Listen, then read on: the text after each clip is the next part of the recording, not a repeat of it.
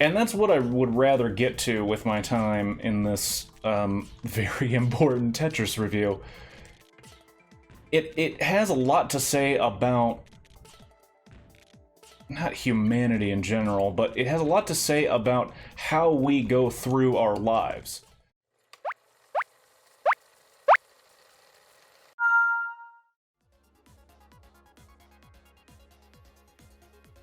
Hello there. And welcome to Blockbuster Review. If you don't know what that is where I play a single game of Marathon and Tetris 99 and try to review a film before I reach 150 lines or until I get a game over. Now, it doesn't start until the bricks go, and spoilers at 50 lines. So Palm Springs is a Hulu explosive movie. Explosive. It's exclusive and explosive. That's really fucking awesome. It stars Andy Samberg and Kristen Milioti. I can't say it. Don't know how to say it. Feel bad because she does a fucking great job. So it's a movie that takes a premise that we all know.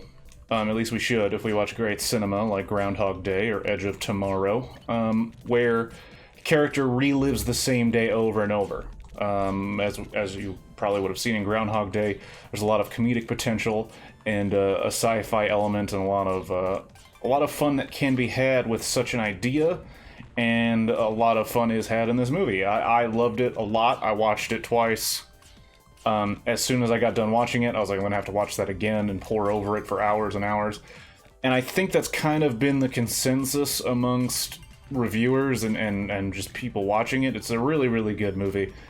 What I enjoy about it the most is how it takes conventional rom-com sensibilities and rom-com ideas and then filters it through this very hard sci-fi premise. Not hard sci-fi, it's pretty soft sci-fi, but it filters it through this sci-fi premise to get a different layer of gold, where the standard boy meets girl, they don't get along right away.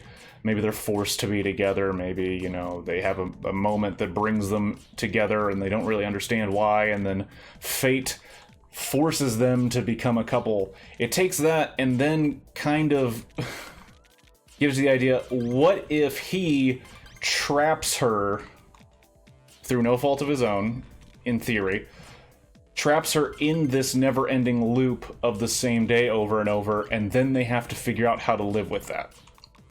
Andy Samberg's character Niles is very nihilistic, perfect name there, almost like it was planned, where he has reserved the idea that he has to live like this, and has basically done whatever the fuck he has wanted to do for what seems like years and years and years. That's kind of my favorite part. Groundhog Day also hits on this too, where it's like you have no idea how long he's been doing it, but you know it's been a long time, where he doesn't exactly remember what he used to do, already at 50. So he, during one of his, what's the term? I don't know. During one of his days, he hooks up with Sarah, which, this is the first time we're seeing the idea of him experiencing the same day over and over. So, like, maybe it's just something he's doing this time, but he seems to be perfect at wooing her. He's saying all the right things, doing all the right stuff to get her to hook up with him. And when you know that's the premise of the movie, you're like, okay, so he's done his research. Oh wow, that was a really bad move. This might cut this way too short and it's gonna make me sad. And then she becomes curious because Andy gets attacked by Roy, who is played by J.K. Simmons, also fantastic in this movie. And when J.K. Simmons attacks him, she is so confused about what's going on, and Andy Samberg's character Niles goes into this mysterious light. She follows him, wakes up, and it's the same day that she was just in. And then Niles regrettably tells her, yeah, you're in an infinite time loop situation. What then happens after that is, what would be standard rom-com fare, where it's a montage of them getting to know each other, getting to like each other, but instead they're working through the horror of having to live the same day over and over again, where he's letting her know, hey, you can try and kill yourself. I've tried a lot. It doesn't work. You can try, you know, making your peace with God, making peace with your family. It's not going to work. I've done everything you've done at least 5 more times than you can imagine doing it. It doesn't work. We have no choice but to live. And that's what I would rather get to with my time in this very important Tetris review. It has a lot to say about, not humanity in general, but it has a lot to say about how we go through our lives. Because he brings up the point, well, if nothing matters, then what do we do? And he's like, I know that you shouldn't cause pain to other people, because pain is real. He's experienced death slowly in the ICU. And so he's like, pain is real, pain isn't something you should inflict on each other. You then have to live with that after the day resets. It's not something you shouldn't do. They play with that pain a lot, especially when they start to hurt each other, when they get close, and I don't want to give too much away, because I want you to see this movie so bad.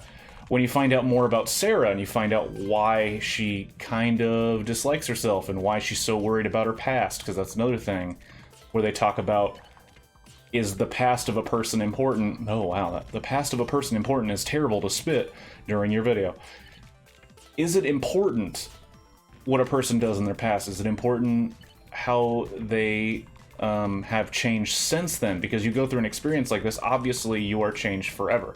These two will be changed forever because, I mean, one of them has to learn fucking, like, particle fucking physics by the end, because, spoiler alert, I mean, there's a happy ending.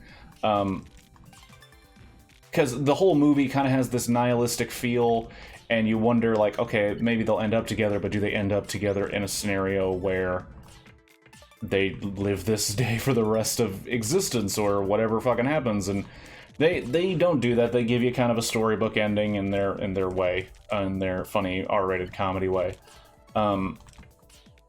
But some of the most important themes and some of the most important thoughts is, especially with J.K. Simmons, J.K. Simmons is taking out revenge on Andy Samberg's character Niles, because Roy was tricked into Everyday because he partied with Niles, and Niles, while they were super fucked up on drugs, told him that his, like, dreams and everything he's ever wanted is inside the cave that then puts you in the infinite loop. So he just comes by every once in a while to murder the shit out of Niles.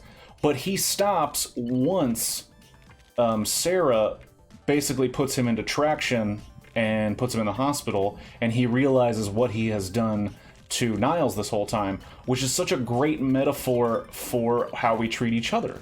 How we don't understand the pain we inflict on others sometimes until that pain gets inflicted on us. And it was kind of a great moment for J.K. Simmons and Niles, well, J.K. Simmons is named Roy, his character's name Roy, for them him to realize, like, oh wow, I have been doing this to him, and whether he meant to or not, it's still horrible that I do this to him all the time, and he has never once, like, told me to stop. He has never, like, well, he probably told him to stop, but he never once, like, blamed me for doing it, because he has done the ultimate evil to me, which is bring me into this place, and now I've brought this woman into it, and I might be falling in love with her. It's a great movie. A lot of great things about what is the purpose of life, and why it's important to not hurt each other. I'm kind of repeating myself. I just feel bad because this is almost over, and I don't think I've really explained just how good this movie is. I just want you to go see it. It's worth a watch. It's on Hulu right now. It's good. Palm Springs, Andy Samberg, Kristen Milioti. Probably am saying it wrong repeatedly. Have a good one.